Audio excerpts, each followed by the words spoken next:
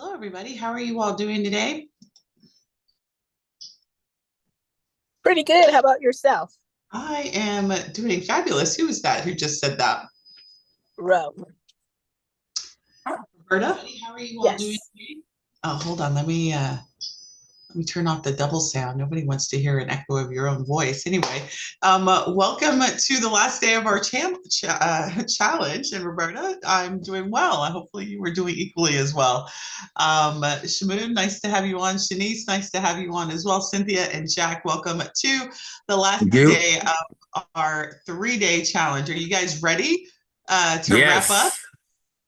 All right, so let's start with kind of some key takeaways from yesterday or Monday. How have you guys felt about what you've learned and how you can apply what's happened over the last couple of days?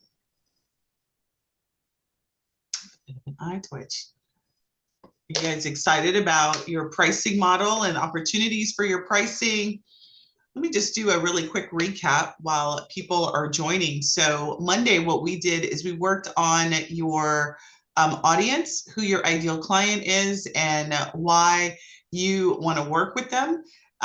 Learned about getting a deep understanding of who they are, and then we went straight into how to attract them through a offer.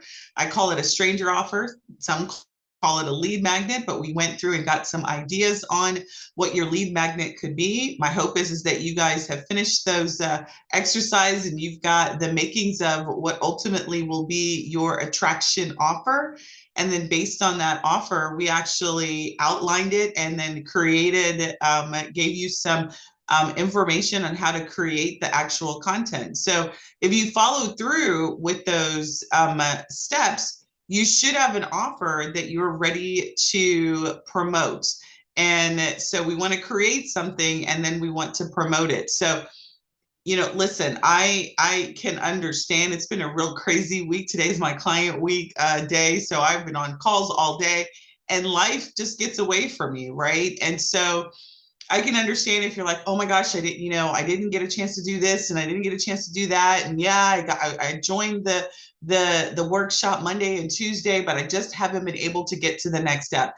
And my call out for you and my challenge for each of you that may find yourself in that space is there's never going to be a time that you can create the space for what you want. You have to create it. And so if you got all of these great tools over the last 2 days, and you're like, okay, a lot of stuff has come up and I've not been able to execute. And, I've been working, I got the kids, I got football, I got baseball, I got whatever it is that's going on in your life. There is no time. There's never going to be time, right? It's never going to be a time. And usually when there is a lot of time, it's not what we want, right? So what I will say is it does take a lot of chutzpah for you to show up on day 3. And I absolutely love those that have been with us all 3 days. It's now time for you to take action. So today we're really going to talk about kind of the next steps that from an offer you can create it, but if nobody sees it, that's going to be a problem. So if you actually get people who are doing requests with you, how can we make that process quicker, easier, so that you can take on more without doing more? And then how do you close these deals? That's what we're really going to focus on today. But before we jump into that, I do kind of want to do a little bit of an icebreaker because I do like it when you guys are interactive. And so how many of you guys feel like out there, and you can come off mute or you can type a 1 or a 0. How many of you guys feel out there that you have a good offer now based on what you did this week?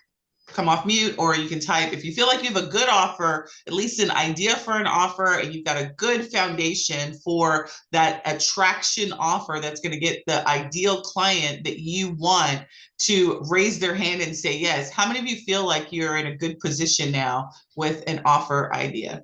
Good, Maria. I love that. I love that. Maria, you and I have been talking for a couple months now, so I'm glad to know that. Do you mind sharing? I can't remember. You got the Greek guide, right? The guide and ways to travel in non-summer months, because that's where everybody wants to travel. So I do think that's a good offer. All right, Roberta, you feel like you've got a good foundation Anybody else want to share? No? All right. I'm not going to twist your arm. So thank you, Roberta, and Jack and Maria, for sharing that you feel like you have a good foundation. For those that may not feel like you have a good foundation, my recommendation is for you to take a look at what we did on Monday and Tuesday and really think about who your ideal client is, and then come up with the ideas, because that's where it starts. If you don't know who you're working with and you don't know what they care about, then they won't care about you. So you have to really, when it comes to being effective at what you do in this business, and this is really any business, you've got to be a good steward of your clients. Like, you've got to be a good caregiver to the clients that you want, and they need to feel it. And it starts with having an offer that they care about, not just trying to sell to them. So with that, what we're going to do is, because I have had a lot of people ask me questions about the offer that I am doing as it relates to our next step. So before we dive into kind of how do you take your travel request process and put it on steroids, so to speak, and then go into objection handling, I'm going to just go over a little areas of the offer, and then I'll save any questions that you guys have. We can save that for the end. But really, the next step is, for those of you that feel like you have a good foundation or at least an idea, the natural next step is to take it to market, right? I say, don't create a thing without promoting that thing. And the next step is to start to promote it. But there's a process that you want to follow. And there's nothing sexy about processes. I am the first to tell you, I love developing them. I love working with travel advisors to develop processes, but processes aren't sexy. What we really want is the end result of a process. So if you follow a process that's going to get you to the end result, even though it may not be sexy, set it up once, forget it, let it do what it needs to do, and then you're done. And then you've got something that is operating for you on your behalf without you having to do a lot of work to make it work. So let's talk a little bit about what this offer is. Let me share my screen. I'm not going to spend too much time on here, but I do want to just answer and go over, because I think there may be just a little bit of confusion. So can everybody see my screen? Always the question is, what do you see? Everybody see my screen? Yes. Beautiful. Thank you. Appreciate that. All right, so let's just go over what it is that we're doing. We actually have 8 spots left. So social to sales, we are just wrapping up a video visibility challenge. Some of you guys are in that. Super excited for the work that you guys have done over the last 21 days. But really, this is to take this workshop, our challengers, and anyone else who may be feeling that your efforts in marketing aren't really getting you anywhere. So what we want to do is get leads for you. If you want to have a lead fill out your request form, great. If you want them to book an appointment, great. If you want them to buy a trip, I don't recommend that be the first thing that you do, but let's say you are nurturing people and you're ready to start selling. Maybe we need to have a lead magnet to get people interested in your trip. That's really the objective of this social to sales mastery program. What it's going to do is it's going to get you, the objective is to take the idea, whatever that idea may be, and we're really going to focus on a particular idea that is unique to you and the way that you do business, and then to your clients. We're going to create that lead magnet. We're going to do it without any overwhelm. So if you don't know, you're like, okay, that was a lot that was thrown at me on Monday, and you're like, she had like prompts going everywhere. She had all sorts of stuff going everywhere. The objective is for us to take that in a structured way, get you an offer. We'll be able to get that offer done in no time, less than a week. We'll have your offer nailed out and actually created within a week. So this is what we're going to be doing in that in this 12 weeks. We're going to create that offer. And then the next step after the creation of the offer is to create a means by which to have the exchange. So You've got your guide, you've got your checklist, you've got your video. We want your clients to be able to give you something, and the thing that you want is their contact information. So we want some exchange to happen. And so that requires you to set up a process by which that happens. That's called a funnel, if you are familiar with that term. You've got to have a sales page, a capture page, you got to have a thank you page and a confirmation page. And that's what we're going to be doing in week 2, is building out that funnel. Now, the great thing is if you're like, yeah, that sounds really scary, we've got templates that are going to have it already done for you. You're just going to work with me, tell me what that content is, and then we will actually have the funnel website built for you without you really having to do a lot of website building at all. And then the next step is for you to have an email sequence that's going to go to your clients that just signed up and deliver your opt-in offer, and then nurture them to the next step. So again, if your next step is to have a phone, you want them to call you, you want them to book an appointment, you want them to fill out your travel request, we want to nurture them into that next step. That's the funnel. But again, we've created something, and it doesn't matter if you've created something if nobody can see it. So we're going to talk about ways that you can get more eyes on your offer, your funnel, your opt-in, your stranger offer. We're going to do that through paid advertising, and Facebook is a complicated beast, but I'm really going to simplify that for you. So we're going to run Facebook ads to get your ideal client to notice you, get on your email list so that you can start the conversation. That's going to translate into leads for your business. That's really what we're going to do in this next step, is really create that traffic.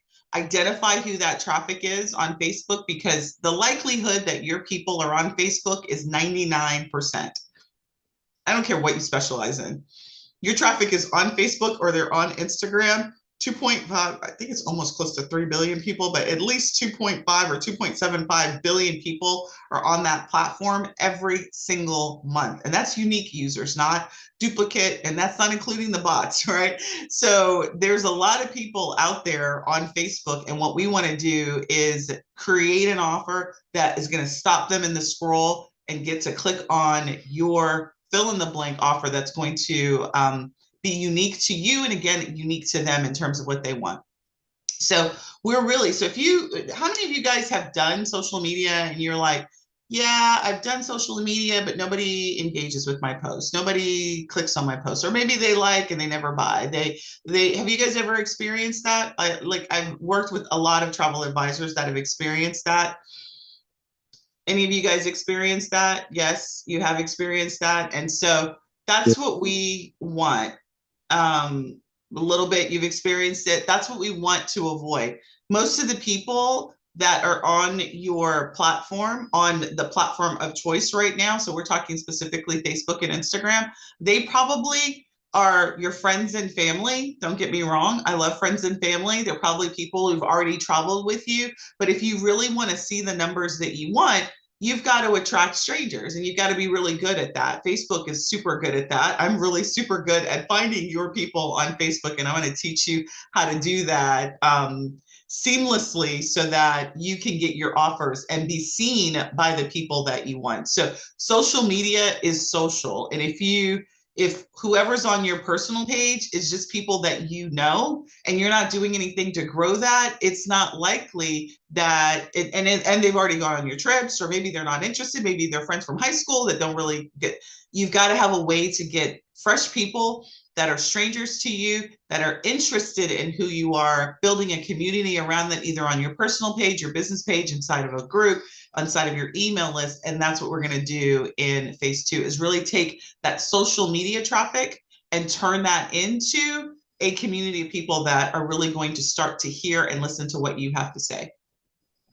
Somebody says, I get a lot of engagement on Facebook, but don't know how to get to the next step with them. And that's indicative of the fact that you may get engagement, but you don't have a funnel. You have a way to get them from just likes or observers into your world. We really want to use Facebook to get them off of Facebook. That's really the objective. You want people to find you on Facebook and then get off of Facebook into your world, into your email list, into what it is that you have to say, wherever that may be. It could be your email list, it could be a Facebook group, it could be a YouTube channel, whatever that is, but we want them to get into a funnel where you are actually having a conversation with them, talking about the things that they like and care about, and creating that sort of engagement. So posts alone are a good starting point, but there's the next step. And that's really what we're going to be doing inside of the Social to Sales Mastery Program. So when you go through this, and if you've already taken a look at this, really the key point for you to come out of this program and what we're trying to do is simplify this process. There's a lot of technology that makes this happen. There's a lot of different steps that make this happen. So within 12 weeks, what my commitment to you is we will get your funnel up and running. You know, you follow the steps. We will also get you with Facebook ads, and we will be testing those ads so that you can start to get leads in your business. So I wake up to leads in my inbox. I don't know these people. Some of the people that are here right now in this training, I've never met before. They're not a part of my challenge. They weren't on my list before. And the reason I was able to do that is because of Facebook ads.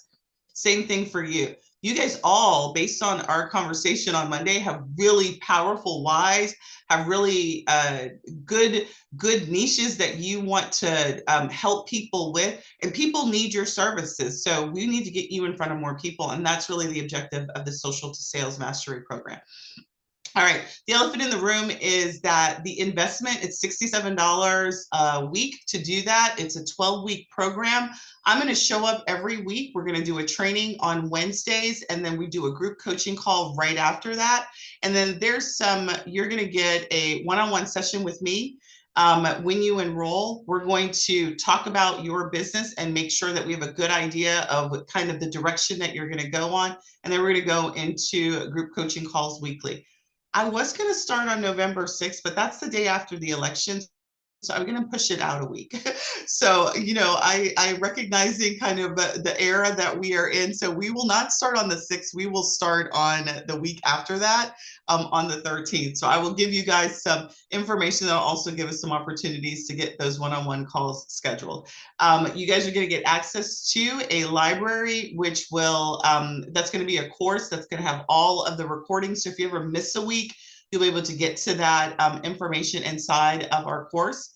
If you guys are already part of our Travel Boss community, there's going to be a private channel, and I'm calling that our success circle. So the people who join us in that mastery will be in that private channel. And this is where you're going to be able to interact with me and your other people inside of that channel. You'll also get access to our course in that group. Like I said, we will also have, I typically do a monthly workshop and have a VIP session, just like at the end of this session. All of our master attendees will be able to join any VIP session that I do at no additional cost. Done for you templates, so you are not going to have to be building any web pages from scratch. You won't have to be building any automations from scratch. You won't have to do any of the tech work by yourself. Most of that stuff is already done for you, where you're really just filling in the blanks. We're going to be delivering that to you inside of your accounts.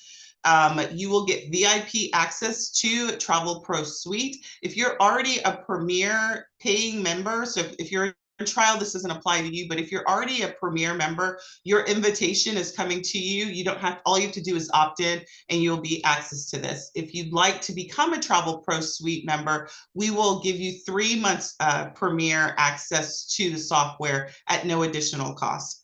I'm going to be here. Our team's going to be here to help support you, get your funnel set up, and also help you get. So my ads manager is going to be working on making sure that the tech side of your Facebook ads accounts are all set up and everything is good. That is a bear. I'm not going to lie. I haven't taught Facebook ads in some years because of the complexity of it.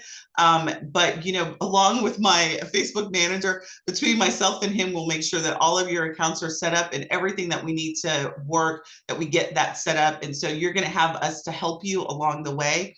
Again, I already mentioned the community access that you're going to have. And then if you need some one-on-one time with me specific above and beyond the course, you're going to get a discount to that. All right, if you are interested in that, all you have to do is shoot me an email, let me know that you're in, and then I will give you the next steps on what you need to do. All right, so if there's any questions, we'll save that to the end. And then what I want to do is talk about our next topic, which is, are you guys ready to talk about your travel request process? You guys ready? How many of you guys have a travel request process? Excuse me. This is what I get for eating jalapeno chips before this meeting. Who does that? Like, I don't think any voice coach would tell you that you should have jalapeno chips before you get ready to talk for 2 hours. So how many of you guys have a travel request process? Do you have a system or a process by which you accept travel requests and you move people along the line? Right? Okay, so Maria, you have a process. Alicia, you have a process. Shamoon, you have a process. Is it automated? Is the process automated? For those that say yes, is it automated? For those that say no, it's probably not automated. So if you are somewhat automated, all right, are you using any tools to work your process? Now, I always try to be as transparent as possible. So when I started coaching travel advisors, I was looking for software to just help because my background's in software. I'm a certified project manager. My background's in IT. I've built software for businesses, and I've been doing that for years. So back in 2016, when I first started, I was looking for software. I couldn't find any software. Then entered into the world. There was some software. The host agency I was with, they didn't have any software.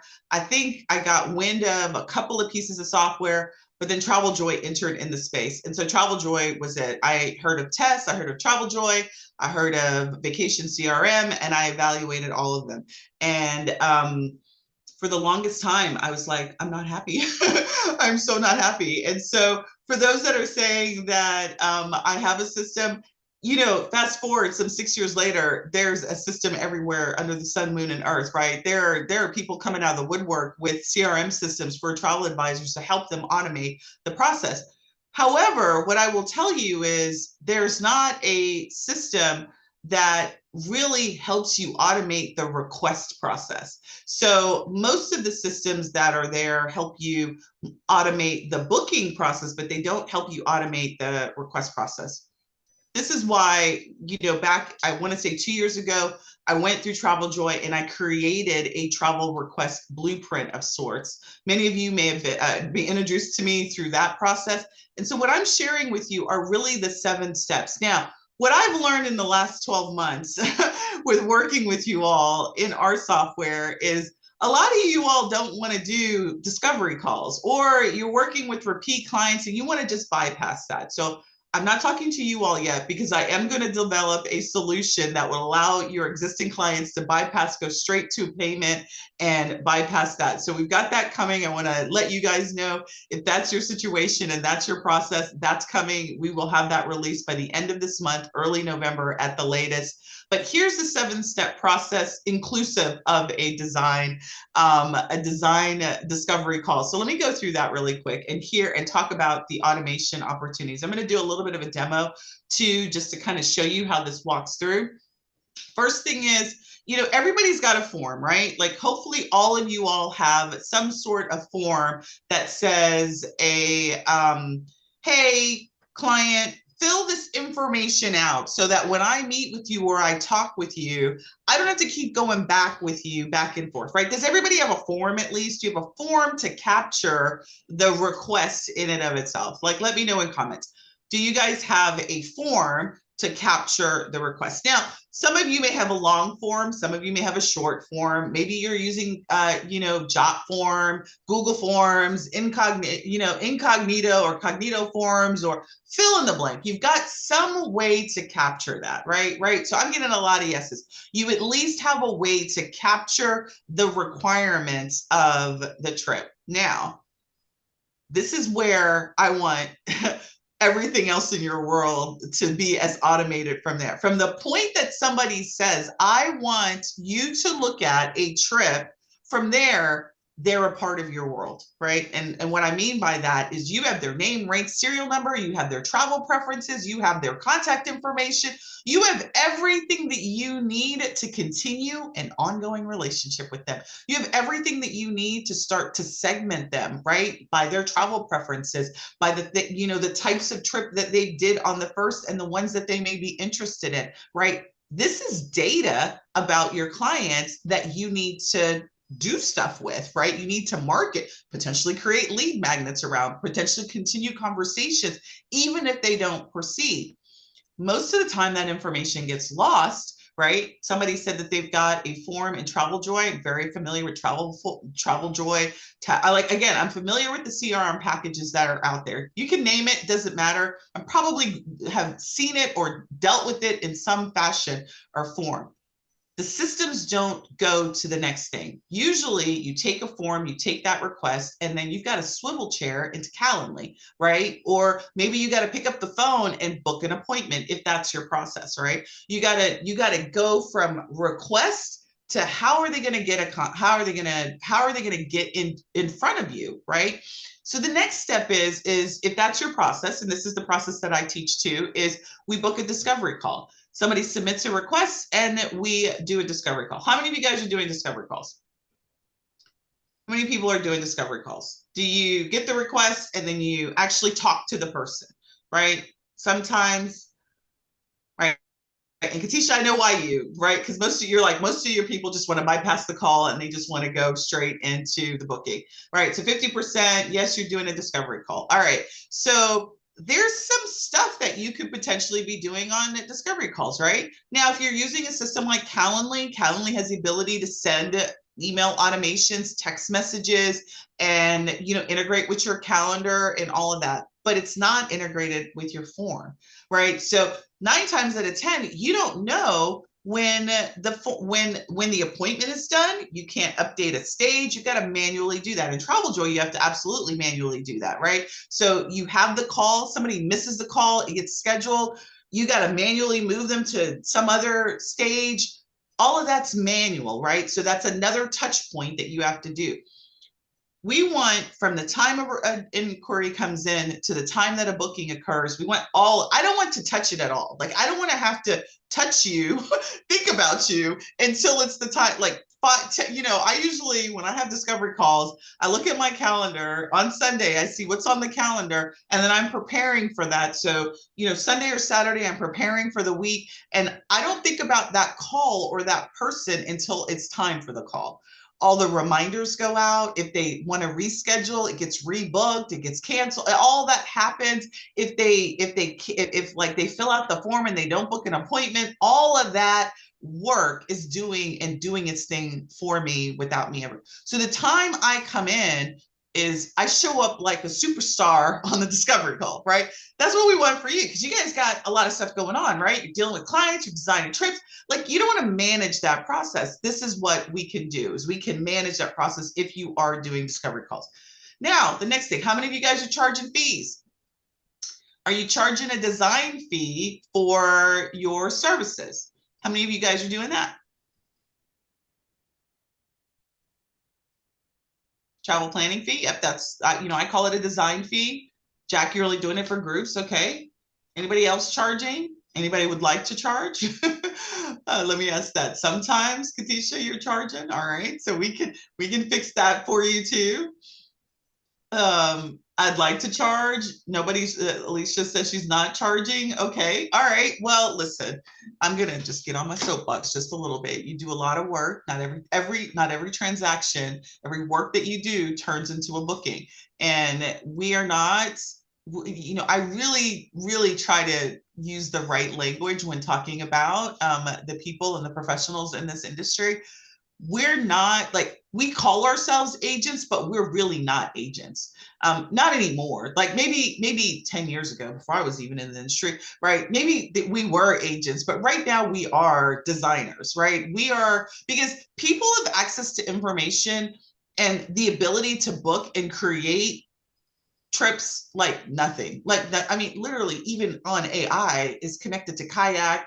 There's an app like within a like ChatGPT that somebody could, they literally can design their own trip, right?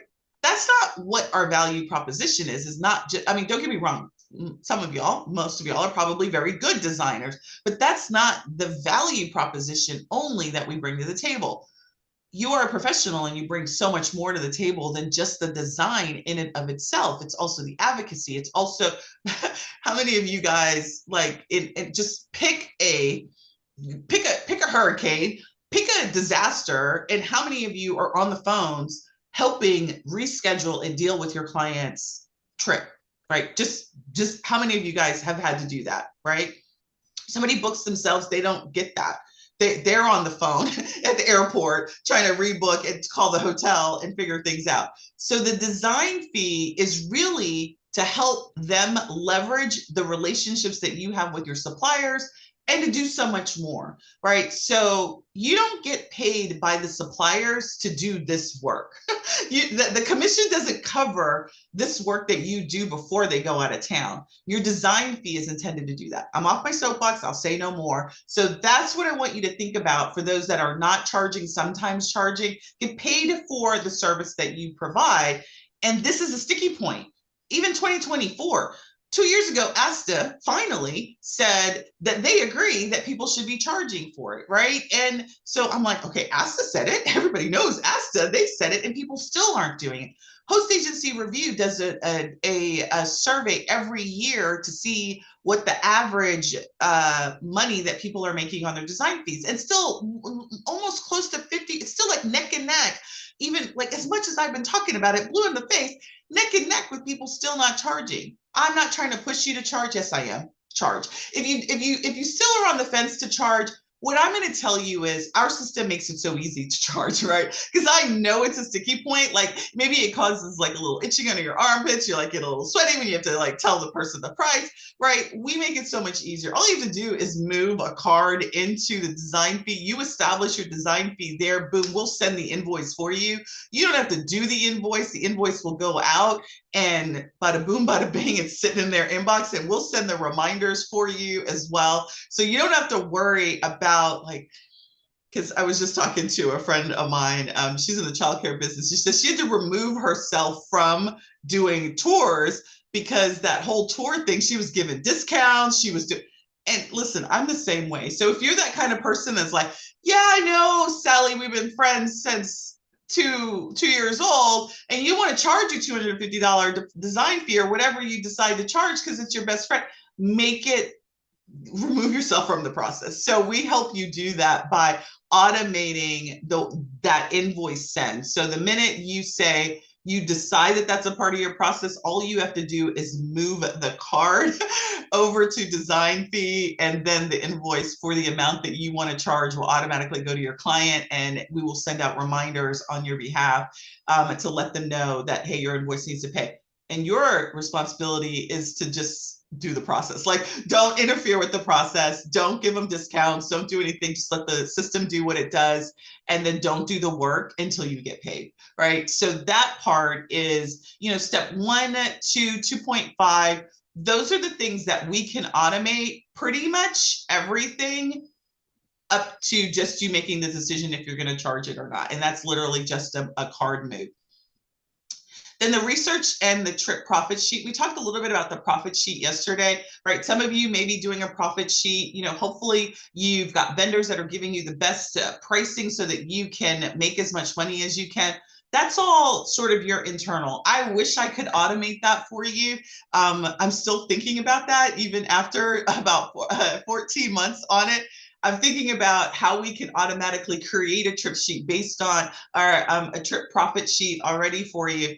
Some of you guys don't really like those kind of numbers, and right. So until I get more demand where people are like, yep, I'm going to use a spreadsheet, or I'm going to use whatever, and I'd like to see those financials, probably won't invest too much time in it, because I do try to develop features that are in demand from you travel advisors. But the idea here is step 3 and 4 is really how you interact with your suppliers and how you do it. Once you're done with the design, you come back into the system and you're like, okay, I'm ready to do that proposal. We can create the proposal, send that proposal out for approval. The client will electronically sign the proposal. It comes back. So you got a physical signature on it with an IP address stamp. So if somebody tries to dispute it, you've got the fact that they signed off on it. Once they approve, we automatically send an invoice out for you based on the way that you send it out. And then you're in the trip management phase, the client booking phase. So we literally can do that. We pretty much, besides 3 and 4, can automate that entire process. So what I'm going to do is kind of show you that flow and really kind of give you just an understanding of what I mean by that. So hold on. I think I got the wrong screen up. Let me open up the right screen. All right, so while that's opening up, how many of you guys are using Travel Joy? How many of you guys are using Travel Joy? How many of you guys are already familiar with the travel request blueprint that I mentioned? Yes, you're familiar with it. Use Travel Joy. Are you familiar with those steps that I've already mentioned? Because unfortunately, Travel Joy, I created a process within Travel Joy to use their group booking feature to manage the request process. Not familiar with the 7 steps. Okay, so the idea is Travel Joy doesn't have a way to manage the request process. You have to sort of jimmy it to do it. So I did jimmy it, and I taught you all how to jimmy it. So what I did is I took that same process, that travel request blueprint process, and those are the 7 steps that we talk about. So what we have here is a pipeline that really has these 7 steps for you. So as a person fills out your travel request form, a new opportunity or a new trip drops into this bucket. And then once the appointment for that person goes in, it then goes into the next bucket, right? Automatically. You don't have to move it there. So we're waiting for when that discovery call is booked. And then so what I'm talking about is if you want this invoice to be generated, all you have to do is move that here, and then this invoice will automatically get created. So I'm in the demo account and I moved it. It actually takes an hour, so let me move it automatically. So I give you guys an hour just in case you want to back that off really quick. But what I did is we have it's set for an hour so that you, if you need to, you can. But my recommendation, like I said, is once it's done, like don't think about it. Just make it happen. I'm going to move it really quick for you guys. Requests. And what I'm showing you is this is all the automation that is already built for you guys. Don't really have to do a lot with it. It's already done unless you want some customization. So here's that request that I did right there. That's this Ollie. He's one of my developers. So right here, it's waiting for an hour, and I'm just going to move it forward just so we can, for the sake of this conversation.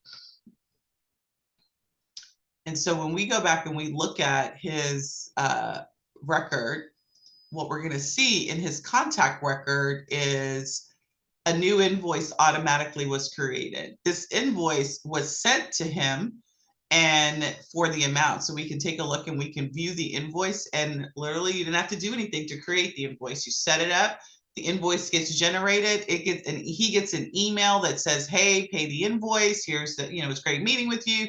Pay the invoice, he pays the invoice, and then it moves to the next stage. So again, minimal effort on your part for it to do what it needs to do. So once, if I had this on test, I could pay for it. And then what's going to happen is once it gets paid, it'll stay here. You'll get a notice to let you know that it's been paid. And then the client will sit here. You'll do the next step. Actually, after the payment happens, it automatically moves to research and design. Once you're done with what you want, you'll move it again to create proposal. You'll create your proposal and then you'll send it to your client. And then our proposals are managed right here in this proposal section. We have a template that in our training that we do. And when I initially did that training, I couldn't push the template out to you.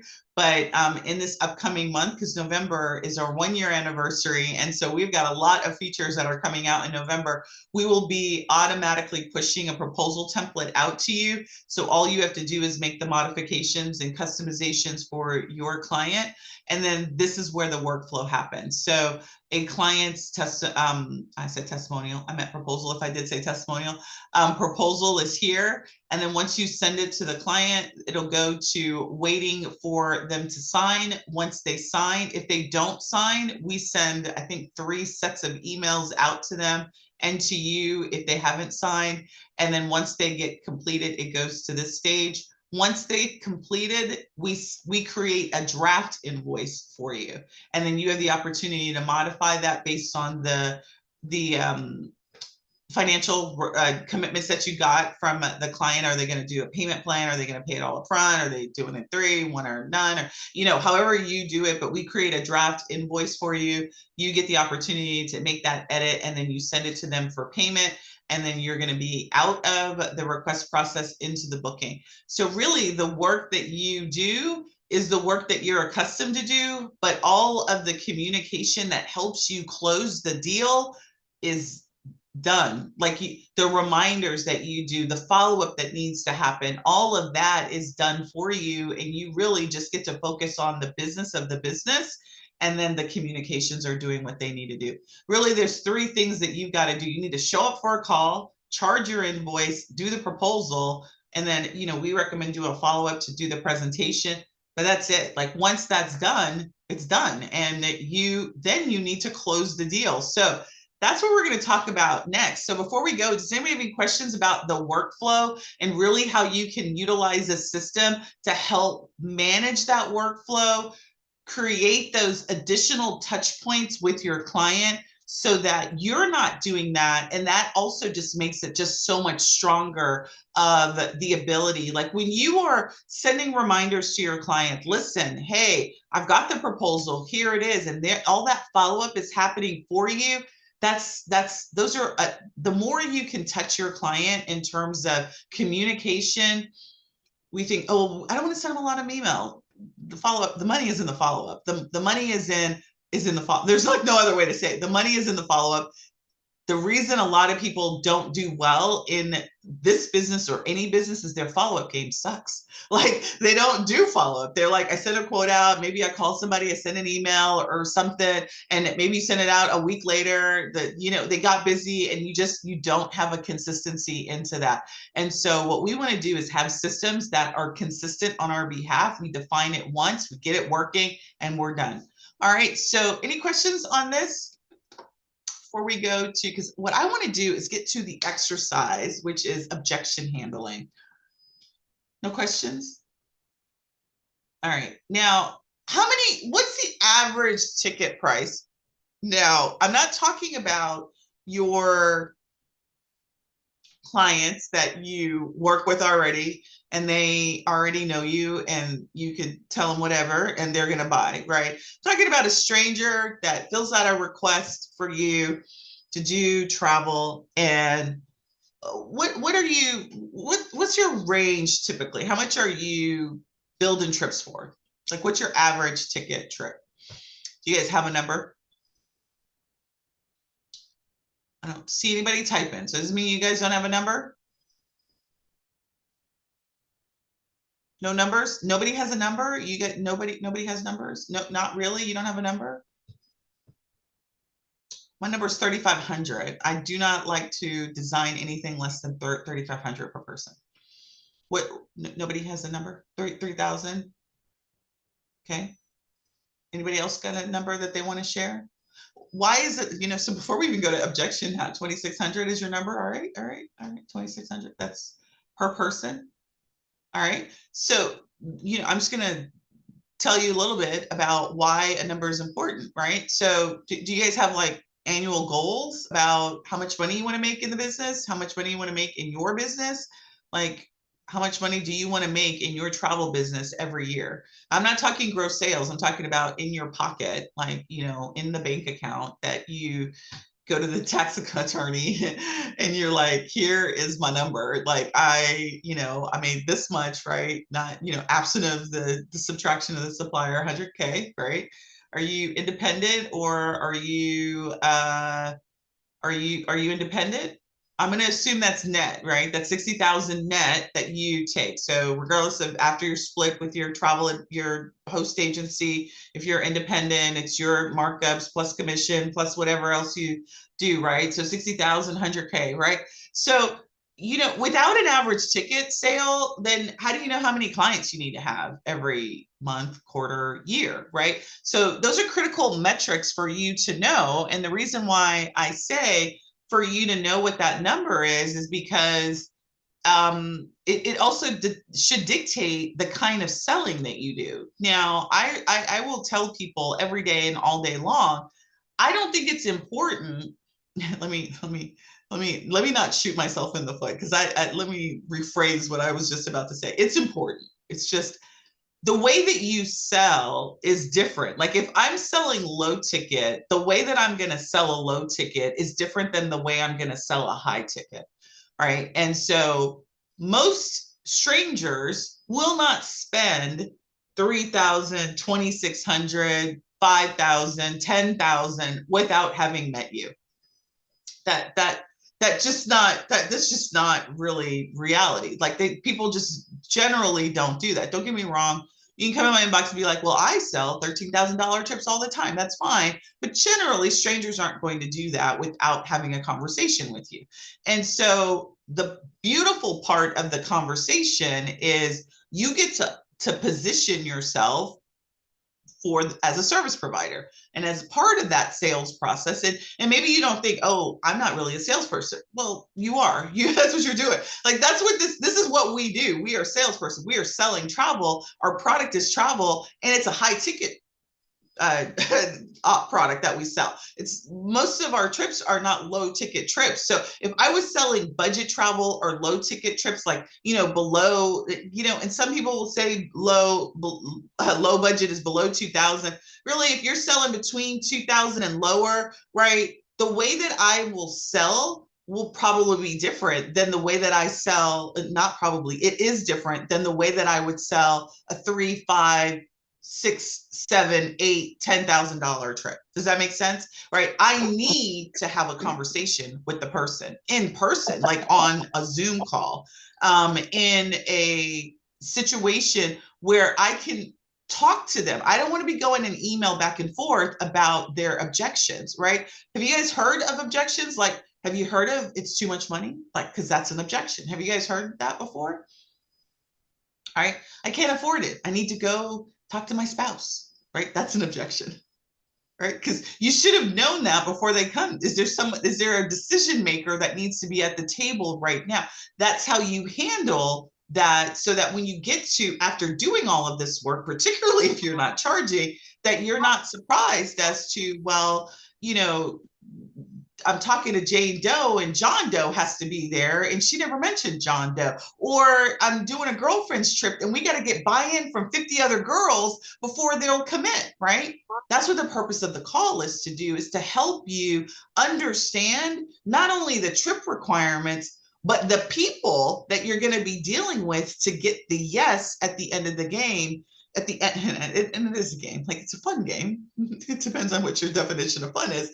But at the end of the call or the end of this deal, who needs to be at the table that you need to design the trip for? Because if I have to design, I'm doing a group trip for a group leader and she's not the decision maker, and it's really, Sally, Jane, and Mo that need to be at the table that she's got to go take it to, I'm going to be asking her, should I be sending the proposal to Sally, Jane, and Mo? And can I get all 4 of y'all on a call after I do to walk you through? Because I don't want to be going back and forth, right? And so this is where we start talking about objection handling. Is you should already know what those objections are going to be, and you should be prepared to handle them when you get ready to put together your $3,500, $3,600 per person package, right? Because if it's $2,600, it's probably double. So it's almost $5,000 package. you want to already know who you're dealing with before you design the trip. And then once you have the trip prepared, I really don't want to be sending it into a black hole, right? And that's what email can be if you haven't like talked to them beforehand, right? So assuming you talk to the people and assuming that you're not just sending emails, that you're actually having a conversation with people about the trips that you do. And again, I'm not talking to those that only sell to their warm audience of people who know, like, and trust them already. I'm talking, you get somebody who's new to you, doesn't know anything about you, how you do business, and you want to design your average ticket price, right? You get the request, you review it, and they're talking $1,200 for Turks and Caicos, and you're like, over my dead body, right? That's not going to happen. When do you have that conversation? Do you do it in email? Do you just cancel the call? Like, when do you do that? And then when you have the call, how do you know if they can even afford the deposit beforehand? How do you position yourself to handle whatever may come up at the end? Because at the end, it's too late. It's like building something and then there's a whole bunch of stuff that you got to fix because you didn't get the requirements up front. Does that make sense? That's really an IT thing from my back end. But can anybody relate to that? Like, if you get a bunch of no's and hemming and hawing at the end, that's indicative of the fact that you didn't do a good job on the front end. And I'm not trying to put you on the hot seat that says you're bad, but that's what it is. Like, you shouldn't be surprised after all of the time that you've dealt with the client, surprised on the back end that there's a no.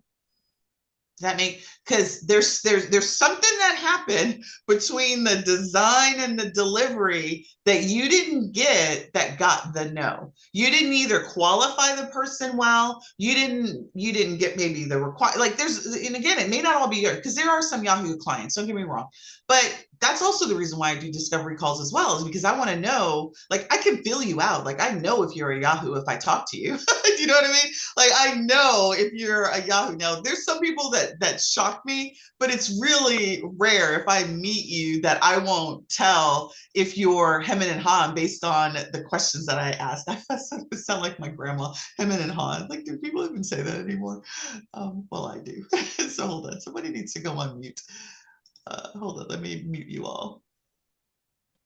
All right, how do you guys feel about that? Because we're going to do an exercise really quick to help you guys with objection handling. What kind of objections have you guys received outside of the money? It's too much money. Like, give me some examples of ones that you've gotten. And then I'm going to give you a quick little method for you to handle them. And then we're going to do an exercise. Like, how many of you guys, you worked really hard on the, and so again, I'm not talking about the ghost, right? They just totally ghost you. But what kind of objections have you all received when presenting your trips to people and they don't move forward? What kind of objections? And while you do that, I'm going to start to, hopefully I'm still sharing my screen. You guys can see that. Nobody's had any objections? You guys are closing 100% of your deals? I've heard I got a better deal. I found a better deal. Yep. I've heard that too. Any other objections? While you guys are typing, I'm going to go ahead and start with a method to help you with dealing with objections. So, and these methods can be done written or in person. But again, if it's a high ticket sale, like if I've got a trip and it is equal or greater to my average ticket price, I'm not sending that trip unless I've already worked with the client. I'm not sending that proposal to them without a meeting. Like, I'm just going to tell you, I'm not doing that, because nobody is going to sell the trip. An email is not going to sell the trip. I don't care how many pictures I have. I mean, I could do a song and dance. People have sticker shock. They have it. And the reason I do a follow-up call, that's my number one way to increase my closes, a follow-up call, is because I want to remind them why they hired me. And I want to remind them the experience that they did. And I'm going to be explaining that as I walk through the trip that I've designed for them that meets their experiences, right? So again, if you're selling low budget or low ticket trips, you know, I don't recommend that you go through all of that because I think there's a different way to sell that way. But if you've got high dollar ticket trips that you're doing, it warrants a high ticket process. Okay. I won't have the deposit until after it's due. That's another good one. All right. So here's a really good objection handling mechanism. Somebody says, I won't have the deposit until after it's due. Okay. So I'm gonna talk about how to handle these specifically, these good examples. But the first thing is if you get a legitimate objection, right? And that example to me is an objection I've heard, but there's some work that you could do on the front end of that to not get that. Because if you do, then what you want to do is the first step, which is this method is called ERA: empathize, reframe, and act. You want to give them an action. So the first thing is you want to just acknowledge the concern. Whatever they say, it doesn't matter what it is, right? My mom is sick, my brother's sick, my husband's sick, I don't have any money, I just lost my job, whatever it is, empathize, right? Empathize. We are human. You're dealing with humans. We're not computers. Empathize and acknowledge what they just said, right? Via email or in person. Always acknowledge. I understand. Yes, I heard what you said. Or you want to acknowledge that what the concern is that they've addressed. Okay, number one, that's E. Number R is reframe. You want to shift the focus not on the objection, but the benefits and the value that you just designed or created for them. Let's just say you get an objection on the design fee. Doesn't matter what presentation of numbers you get. If you get an objection on it, you're going to follow this process, which is, let's say I'm getting an objection on my $250, $500 design fee, right? Or planning fee, or whatever you call it, right? What are the benefits? Do you already have your benefit statements as to the value that you bring, what they get, and why it's a good thing for them to move forward despite their objection, right? So the R in ERA is really about reframing and taking the shift off of the negative or the no to the why they should progress based on the value to them, right? So not because I remember when I first, don't get me wrong, I got money issues just like everybody else. I remember when I first did my first conversation with people about my design. I don't know if it was coaching or if it was travel. And somebody told me, they were mad. Like they were like, I can't believe, like she didn't say it, but she was mad at me. She was upset at the fee. Like she was like, that's like she never said it, but like I could tell that she was angry, right? And all I could say was like, I didn't justify it because you shouldn't have to justify it. The number is the number. Like, have you guys seen those memes, right? The number is the number. And I'm not going to sit here and argue with you over my number, whatever that may be. My thing is, here's the value that I'm bringing. You know, it's my job to show you and tell you what that value is and connect that to you. That's what my job is. And if you still don't find it to be valuable, then I'm going to end. Like, I'm not even really trying to go forward. If it's combative, I'm not trying to fight you for it because at the end of the day, it's not worth the fight. So, but I'm always going to reframe your objection into, okay, I heard what you said. I'm sorry, whatever that situation is, I'm going to acknowledge it, reframe it, and be like, okay, here are the things that you can do. Have you thought about these as considerations? And then I'm going to give you an action. All right. I'm going to tell you, it was nice to, call me back when you're ready, or I'm going to give you a very strong call to action as to what the next steps are. And that's what you want to do. ERA. So what we're going to do now is we're going to actually practice that. Would you guys like to have an exercise to practice these things? Because I'm going to hot seat these ones that you guys, the people who were gracious enough to give me those. I'm going to give you I'm going to give you some responses in terms of how I would handle that and what you can do differently in your entire travel request process to not get that at the end. And if you do, what you can do to address that. All right. Would that be cool? Would you guys like that? Yes. Deborah says, all right, well, I got one. I got a couple of yeses. All right, so we're going to go. Yes. All right, perfect. Thank you. All right, so hopefully everybody has the workbook. If not, let me just put it here in the chat. Hold on, let me answer to everyone in the meeting. Here is the link. If you did not get it in email, that is the link to the workbook. And we are going to go over, we have a good 30 minutes left in our session. So we can do this one of two ways. How many people do we have on? We have about 16 people. That would split us up into, we could do 3 breakout sessions, and you guys could break out together and talk about this assignment that I'm going to give you guys. Would you guys like to do that? Work with some of your fellow travel advisors and come up with some objection handling statements based on the worksheet? Because if you say no, I'm still going to do it. So, all right, let me give you the instructions. All right, so what we're going to do is that I want you to address this common objection. Everybody has heard it.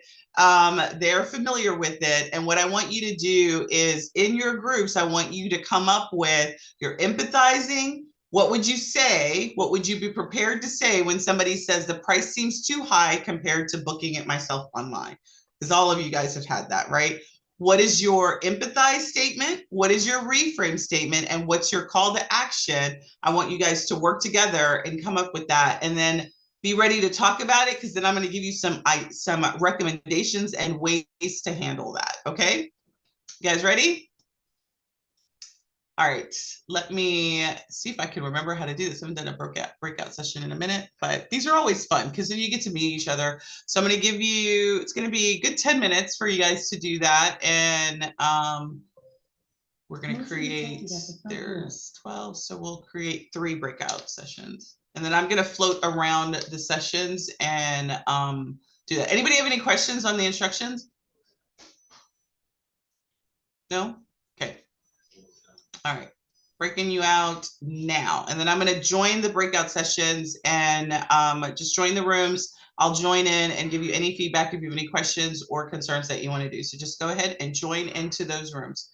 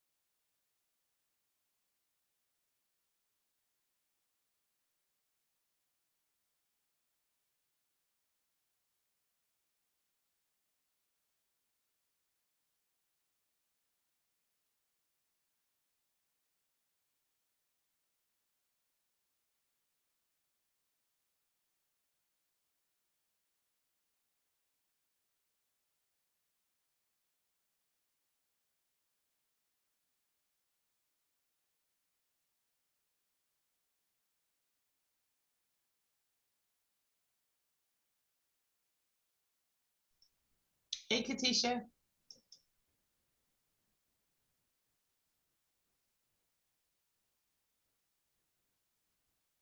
Hello, sorry about that. I was in an appointment that had to drop and just got in No, my car. no, that's okay. They're in breakout rooms. We're about to wrap up from the rooms. We're about 2 more minutes left. Okay. All right.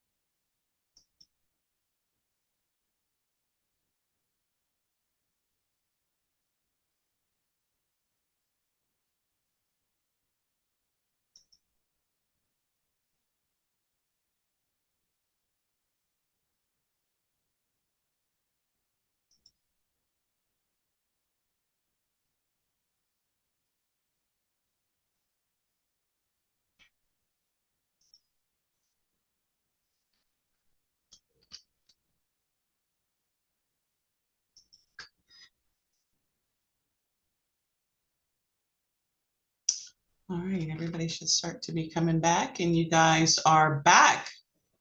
All right, so how did it go?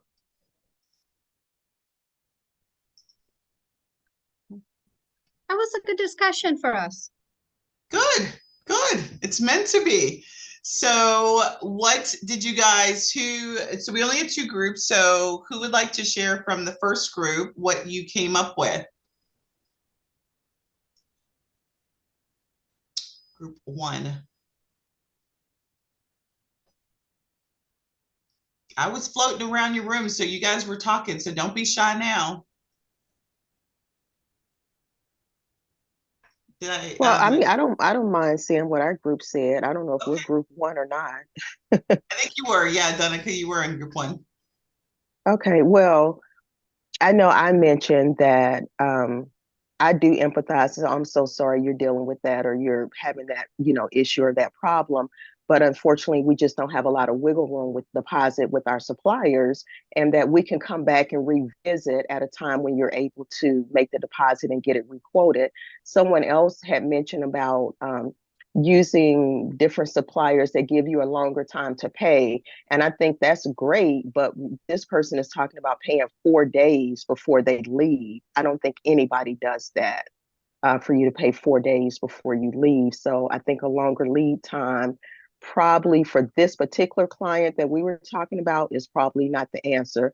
Someone did mention that they could take their insurance, basically capitalize on getting their um, I don't want to say refund credit, and putting it towards another trip because the trip is already booked and you're ready to go. We can't just not pay the final payment. So we will put it towards a credit for another trip and just go ahead and get you booked, rebook you when you're able to make that final payment.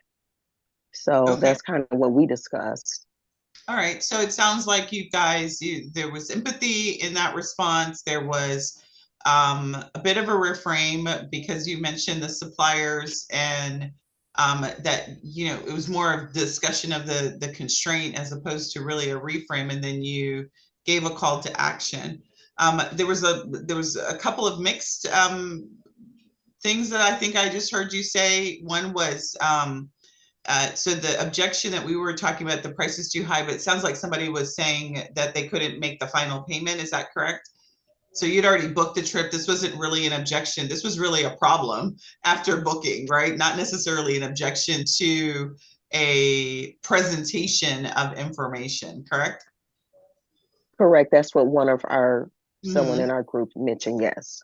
Yep, absolutely. So, and this is really a good sort of thing to consider, right? You're going to always have some sort of issues that come up once the booking has occurred, right? And the way that you handle those issues, you do need to think about, just like before the booking, how you're going to handle issues and dealing with people, during the booking.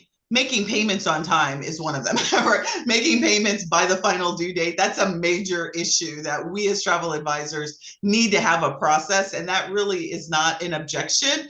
That's a business process that you need to handle for non-payment, late payment, refusal to pay, or what have you. And the response that you guys talked about, Adonica, that you just presented, is the appropriate process to have, which is, you've already booked the trip and it sounds like they have travel insurance. And 4 days before, I was kind of listening to you guys, 4 days before the trip date, because they've already passed the final payment date. Like, it's not even that's an issue.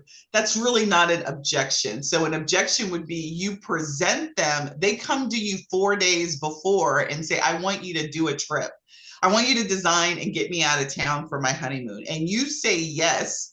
And then when you come back for the quote and you say you need to pay the full amount, and they're like, well, no. And you're like, well, I'm going to stop there. Because before you even did the quote, there should have been a conversation with them about how you're going, like you're 4 days before the trip. Like, so you coming back to me after I've already designed the trip, like, and this would be my era, is like, oh, I understand, but do you remember when we met and I told you that full payment was due because of the timing?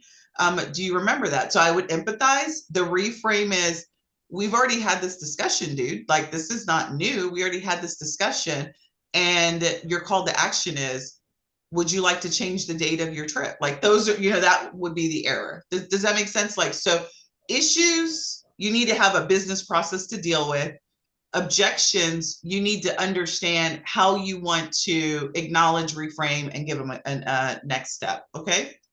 Thanks, Adonica. I appreciate that. Great job. Group one. Group two, who would like to share? Hey, for us, we just stuck with them finding something on the internet they see Okay. less expensive, so we would acknowledge that happens, and it's Yep. very possible. However, we want to be available to them and want to compare, make sure we are comparing apples to apples. But before that, we talk about our availability to them before, after, and during their trip, the services we would provide that they wouldn't get online. Yep. So, Yep. and then talk about, let's make sure we're talking apples and apples, and Yep. there are no hidden fees or anything in the fine prints for them. So we'll compare and make sure we are looking at the exact thing. Yep. And then go ahead. No, I was just going to say, this is a common one all of you all should have a response to. And what you're, and is it Shamoon? I was like, what's your name? Shamoon, am I saying your name right? Correct. Shamoon. This is a common one, right? I found it cheaper online, right? And each of you all should have a similar response that you guys talked through, which is, oh, I that's great. Let's see your, my thing is, I got a smile on my face when I'm saying, okay, that's great. Send me the information, and what we'll do is we'll take a look at it. And then, because most of the time, and then you go into your services, most of the time, what we find is when somebody does give us a lower price, it's usually not the same thing. So let me take a look at it, and I'm going to take a look at it, and I'll come back to you and let you know what I find, right? And then I make a commitment to the time, and then I come back to them, and we go through line by line what our quote is. Most of the time, it's not an apples to apples. That's an Exactly. appropriate response. Yeah, exactly. And then we, for call action, we ask if they understand what's going on and how do they want to move forward, That's right. and emphasize, that we're available for them. Yep. And, something that would be even equally stronger is to ensure that you time box that. Okay. We're not available. I mean, I'm available all day long, right? Mhm. You book another appointment, but this quote's not available all day long, Yeah. right? The design that we put together for you has a expiration date on it. And so it's just really important that you communicate that to them. And that was Deborah's words. Are you ready to put down that deposit? Yep. Yep. And so this is a really good, I love these kinds of conversations because here are some of the things that you guys said that you wrote out, and deposit seems to be one of the biggest objections. And to me, the fix on the deposit is to set the tone in the discovery call. So with your vendors, and so this is again another reason why, if you know what your average ticket price is, you know what the budget is, and you know what your vendors are, there shouldn't be any big surprise about what the deposit's going to be, right? And unless of course you're doing air, but you should already kind of know that as well. Before you do the quote, there should be a conversation about, we usually end our discovery call when somebody says yes to the planning fee. We say, we typically will get back to you within 3 days. And at the time that we get back to you, there's going to be at least a $500 deposit. Are you prepared to move forward?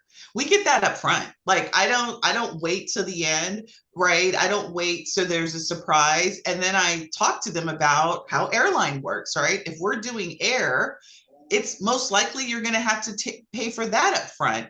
Are you prepared to move forward? This is not the kind of industry that we gotta dance around the money. The discovery call needs to be a money conversation. You need to have the conversation about the expectation on their budget and the expectation on payment, fairly quickly after we go through the walkthrough.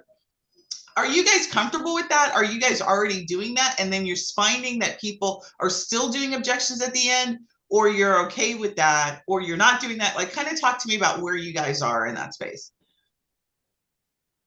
To be honest, for me, I really don't get a lot of objections at all. That's I mean, good. when someone talks about, when they come to me, I mean, they're usually ready to travel. They know they have to pay a deposit. If people want an idea of how much that deposit is going to be, they'll usually ask to make sure they're prepared. I don't get a lot of pushback on deposits at all. That's good. That's I'd good. have to, and this is Jack, I'd have to agree with her. I mean, I think that, most of it, a lot of my customers have either already gone out and have a general idea of what the fare is going to be, or they're just, my customers are more that mid-level traveler where they don't want to pay the Frontier $39 ticket. They want to buy, they're going to go international. They know there's going to be some type of deposit. And I've got myself, I'm trained well enough to say, look, you want to make some payment schedules, you got to book quite a far out in advance. You better have a nice little rainfall coming in, because it's, And that's good. That's good to know that you guys aren't getting that. I mean, because certainly post-COVID, demand for travel is so high. Suppliers, during COVID, it was you could travel up to 30 days before. Now everybody's going back to 90 days. You got to have final payment due by. And so I think that's not as, but if you are experiencing deposit issues or objections, my recommendation is to handle that up front. So when it does come to you at the back end, it's really a reminder. Remember, we discussed this and you said we would move forward. So, and people don't like to be uncomfortable with the reminder that they already acknowledged that it was. That's the reason why you give it to them up front, so that there's no ambiguity about that. The other thing that one of you all wrote was, we've decided to wait. That's another pre-objection you could handle in the front, which is one of the questions that we asked during the discovery call is, when are you looking to make the decision? How long do you need to take to make the decision? I know that so if somebody says that they want to book a trip with me, and then I ask that question and they say, oh, we're looking to make the decision in next month or in 6 weeks or 4 weeks, I don't even proceed forward because the quotes don't last that long. My work's not going to last that long. So when somebody tells me that they've decided to wait, I'm going to acknowledge it's going to be an error. I'm going to be like, that's that when we talk. So again, the reframe is we talked about the time frame at the beginning, what's changed from, when we talked originally to now. So it's not of like, oh my gosh, I didn't know. It's like, well, what changed? You just told me 3 days ago that you were ready to move forward today. What's gone on? And then I'm getting to the bottom of it. So the reframe is really around, okay, you want to wait, but what's going on? Like, what happened? Did somebody change their mind? Right? Because this trip is exactly what we discussed that you want. Again, I'm not trying to justify, but I want to know what's really behind that. Because when somebody gives you that kind of response, there's something else behind that. I want to know what that is. Like, inquiring minds want to know, right? So this one, again, if you address it at the beginning, when you get it on the back end, it should be a reminder, and you want to dig deeper and find out what's really going on behind the scenes. All right, somebody wrote, I had someone book, like my eyes are so bad. I had someone book a place that knew the price was going to go high due to spring break, and when I offered other options, the leader stand was, I don't care about the price because I'm using my points. Okay, that's really, I don't know, it depends on how you feel about people using their points and the pricing ability that you had there.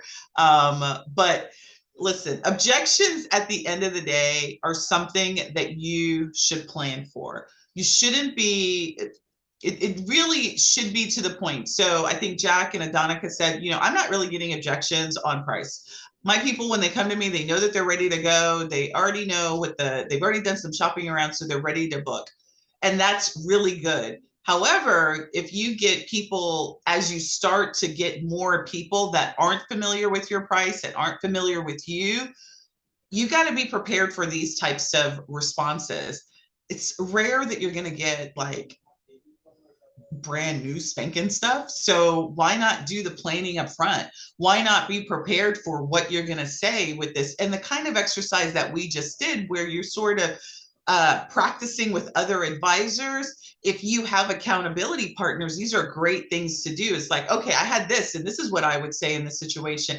And hopefully you guys experienced when you did the breakout session, just hearing other advisors talk about how they went through it. That can also help you with preparing. So if you do have accountability partners or other friends in the industry, like just sometimes reserve some time to decompress and talk about, here are the objections I got this week, or, this month or this quarter. How did you handle that? What would you say? And then add that to your arsenal of responses and preparation that you would do. But always acknowledge, reframe, and then give them a call to action to move. You never want to end the quote with ambiguity.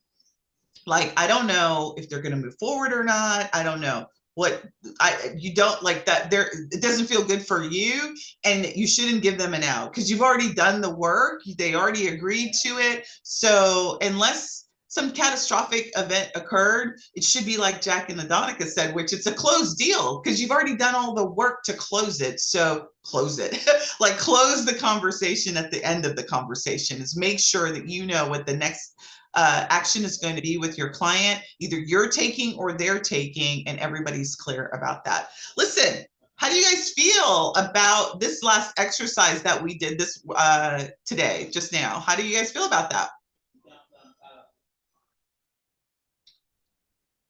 Good. Yeah. It was pretty good. Good. Deborah, that's good. Thanks for showing your face. I love to see you guys' face. And thanks for sharing showing your face and coming off mute and letting me know. All right. So listen, we are 1 minute from the bottom of the hour, and it has been great to host you all. If you guys have any questions on our Social to Sales program, do not hesitate to reach out. Just like I said, send an email, let me know that you're in, and then I will send an email back to you and respond, answer any questions that you have. It's been a pleasure hosting you all this month in our Suite Success. If you are on a Travel Pro Suite trial and you signed up during this work session, I just want to give you a quick reminder, make sure that you schedule your onboarding call. If you're a Premier level, join us in our VIP session happening right now. You guys, if I don't talk to you, have a great holiday season, or I'll see you inside of the Travel Bro, I don't know why I keep saying Travel Bro, Travel Boss community. You guys have a great evening, okay? Thank you. Bye, everyone.